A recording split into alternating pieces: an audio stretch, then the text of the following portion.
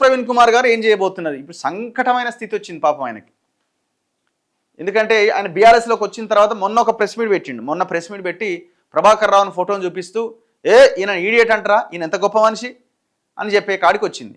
కానీ ఇదే ఆర్ఎస్ ప్రవీణ్ కుమార్ గారు గతంలో నా ఫోన్ ట్యాప్ అయిందని ఓపెన్గానే చెప్పిండు. ట్యాప్ చేసింది ఎవడంటే వీడు ప్రభాకర్ రావు అని అర్థమై బయటకు వస్తుంది. ఇప్పుడు ఏమంటుండు, ఈయన 12 ఏళ్ళు రిటైర్ అయిన తర్వాత కూడా రాష్ట్రం కోసం పనిచేసిండు, క్యాన్సర్ వచ్చినా పనిచేసిండు. వాడు నేను రేపు చస్తానని తెలిసిన తర్వాత కూడా ఫోన్లు ట్యాప్ చేసుకుంటూ కూర్చున్నాడు. క్యాన్సర్ వచ్చిన తర్వాత కూడా ఇంకా ఇంకా ఇంకా ఇంకా ఏదో చేయాలని, బీఆర్ఎస్ని గెలిపించాలని. ఆనాడు ఆర్ఎస్ ప్రవీణ్ కుమార్ ఫోన్ కూడా ట్యాప్ అయింది.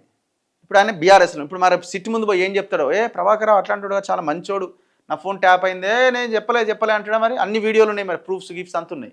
ఇప్పుడు అవసరమైతే మీరు ఎవరితో మాట్లాడిన ఆడియోలు ఏమైనా ఉంటే దాన్ని కూడా తెచ్చి ముందు పెడుతున్నారు సిట్ అధికారులు.